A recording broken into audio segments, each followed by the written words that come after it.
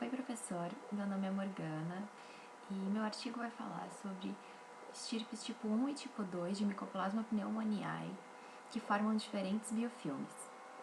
E foi publicado pela revista Microbiology em fevereiro de 2013. Várias espécies de micoplasma demonstraram formar biofilmes que conferem resistência aos antimicrobianos e que podem afetar o sistema imune do hospedeiro, tornando difíceis o tratamento e a erradicação dos agentes patogênicos. O estudo mostra que os biofilmes formados por duas estirpes do patógeno humano Mycoplasma pneumoniae diferem quantitativa e qualitativamente. Comparando as duas estirpes, a M129 cresce bem mais, mas forma biofilmes menos robustas, com torres menos lisas nas margens. A M129 secreta um polissacarídeo contendo N-acetilglicosamina para o meio de cultura, e este polissacarídeo pode ter um papel na formação do biofilme, contribuindo a diferentes resultados na virulência, cronicidade e tratamento entre as linhagens do Mycoplasma pneumoniae. O genoma UAB-PO1 foi identificado como uma estirpe de Mycoplasma pneumoniae tipo 2, enquanto o M129 é tipo 1. Examinando outros isolados, é sugerido que a robustez do biofilme correlaciona-se com o tipo de estirpe. Os biofilmes são comunidades sésseis de micro-organismos encontrados dentro de uma matriz de polissacarídeos, proteínas e lipídios, que protege os micro-organismos de interações adversas com o meio ambiente, incluindo a resposta imune do hospedeiro, e agentes antimicrobianos. Acredita-se que a maioria das doenças infecciosas são causadas por agentes patogênicos que têm a capacidade de formar biofilmes. Esse microorganismo do estudo é causador de pneumonia atípica e tem impacto sobre a saúde humana. A dificuldade na erradicação desse microorganismo tem sido atribuída à capacidade das bactérias evitarem a imunidade do hospedeiro por mecanismos tais como a formação de um biofilme sobre a superfície epitelial. Então, identificar os fatores que afetam a formação do biofilme podem levar a uma melhor compreensão dos mecanismos de virulência dos micoplasmas. A estirpe UAB foi isolada por esfregaço de garganta de um paciente com pneumonia e passada 5 vezes em meio de cultura. A estirpe M129 foi obtida a partir do tipo americano de coleção de cultura. Os micoplasmas foram cultivados em caldo SP4, ou caldo de micoplasma contendo ampicilina e vermelho de fenol, como indicador de pH. As células foram armazenadas em SP4 com 10% de glicerol, a menos 80 graus Celsius, e algumas do estoque foram descongeladas e analisadas por uma conta em CFU, unidade formadora de colônia.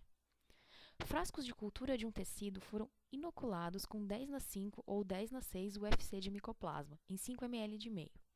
As culturas foram incubadas por 5 dias, sem alterar o meio. O número de plâncton UFC e o UFC crescendo como biofilmes foram determinados por ensaio sobrenadante de cultura de células, as células planctônicas, ou células anexadas, biofilmes, que foram raspados para perturbar os agregados celulares. O percentual dos micoplasmas crescendo como biofilmes foi determinado dividindo-se o número de UFC em biofilmes pelo número total de UFC no frasco. As culturas inoculadas com 10 × 5 e que cresceram como biofilmes foram cultivadas por até 10 dias em lamelas de vidro. Os biofilmes foram fixados durante 48 horas, seguido de 3 lavagens de 1 hora. Ácidos nucleicos foram corados e observados por microscopia de epifluorescência, ou microscopia confocal. Alguns dos biofilmes foram fotografados e, após a imagiologia, eles foram fixados, corados e examinados por microscopia de epifluorescência. Os biofilmes foram fotografados por microscopia confocal para produzir pilhas de imagens que mostraram as secções transversais das torres. Áreas pretas dentro das secções transversais representavam áreas que não continham células de micoplasma e foram definidas como cavidade. E regiões externas às torres que não continham células foram consideradas fundo. O brilho e o contraste das imagens foram ajustados de modo que o valor para o fundo equivaleu a 0, e o brilho das células das torres foi suficiente para tornar as margens entre as células e as cavidades aparente. As imagens foram linearizadas para delimitar as bordas das cavidades, convertidos em imagens binárias, e as manipulações resultaram em pilhas de imagens em que as cavidades no interior das torres foram representadas por pixels, com um brilho de 255, enquanto todas as outras áreas das imagens tinham valores de 0. Isso distingue nas imagens as regiões de fundo da biomassa do biofilme das cavidades nas torres. Essas pilhas de imagens foram usadas para processar imagens tridimensionais das cavidades. O biovolume foi calculado através da determinação do número limiar de pixels definido em cada pilha de imagens e convertendo-os para o volume da biomassa, expressada em micrômetros cúbicos.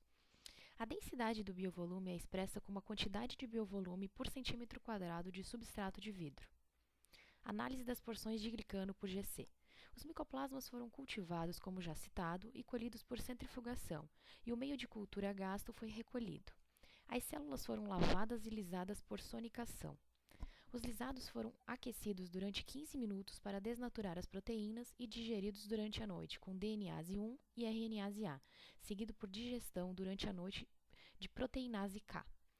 O meio de cultura a gasto e os lisados foram dialisados com água desionizada usando fitas de diálise para remover pequenas moléculas resultantes da digestão e monossacarídeos que não foram incorporados polissacarídeos.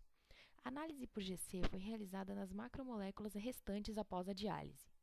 Para a comparação da quantidade de polissacarídeo produzido pelas estirpes, os lisados foram quantificados antes da proteinase K. A análise da porcentagem de micoplasmas dentro de biofilmes, em comparação com o número de células planctônicas e o crescimento global das culturas, revelaram diferenças entre as duas estirpes. A figura 1 mostra que as estirpes inicialmente cresceram na mesma taxa, com um aumento log UFC por dia. M129 cresceu 2 a 3 dias antes de entrar na fase estacionária e cresceu de forma robusta com células planctônicas. O AB foi capaz de crescer durante 3 ou 4 dias antes de atingir a fase estacionária, como pode ser visualizada na figura 1A. Uma maior proporção de UAB, variando cerca de 5 a 30%, foi de biofilme, figura 1B e C, em comparação com a estirpe M129, figura 1C e D, que tinha menos de 2% de UFC ligados ao frasco. Brutas diferenças nas estruturas dos biofilmes foram evidentes a olho nu. Os biofilmes UAB eram mais robustos. A visão macroscópica dos biofilmes não fixados em lamínulas mostrou estruturas de torre em UAB que não eram óbvias em M129, a menos que fossem observadas ao microscópio, como mostra a figura 2AB. A microscopia de epifluorescência revelou que as torres de UAB foram distintas das regiões alveolares, como mostra a figura 2C e E. Os biofilmes M129 tinham torres, mas a região alveolar continha alguns micoplasmas entre as torres, figura 2, B, D e F. A análise microscópica confocal revelou diferenças substanciais de robustez e textura, como visto na figura 3A, B e 4. As regiões alveolares do UAB foram robustas e justapostas às torres, como visto na figura 4, A e G. As torres de UAB eram maiores e mais mucoides, com margens mais suaves, figura 4A, C, E e G. Os biofilmes de M129 continham torres distintas, mas faltava uma região alveolar bem definida, figura 4B, D e F. Também pode ser observado na figura 3B que o biovolume do biofilme da UAB-PA1 é maior do que a M129. A análise por GC das porções de glicano que estavam associados às células ou no meio de cultura gasto revelou diferenças entre as duas estirpes. As contendo monossacarídeo galactose e N-acetilglicosamina foram grandes constituintes das células UAB e pouca galactose ou N-acetilglicosamina no meio de cultura gasto. Em contraste, as pequenas quantidades de galactose e N-acetilglicosamina foram encontrados associados com as células do M129, enquanto grandes quantidades desses monossacarídeos foram encontrados no meio gasto. Na figura 7A, a integração da área entre os picos dos cromatogramas indicaram que as células de ambas as estirpes continham aproximadamente a mesma quantidade de manose e glicose, em aproximadamente 1:1 de proporção. A estrutura do biofilme tem demonstrado contribuir para a capacidade dos micoplasmas encaixados dentro dele sobreviverem da morte pelo sistema complemento e os peptídeos antimicrobianos, e inibem a penetração de anticorpos. Essa capacidade dos micro-organismos produzirem polissacarídeos que contribuem para a membrana do biofilme e que podem atuar como cola mantém o biofilme em conjunto.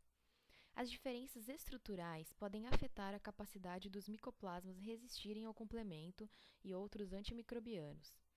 As cavidades que se prolongam ao longo das torres e uma matriz que contém um biofilme pode facilitar a troca de nutrientes entre o meio e as regiões internas dos biofilmes, e também pode permitir mais acesso de antimicrobianos e tornar os micoplasmas mais suscetíveis à morte.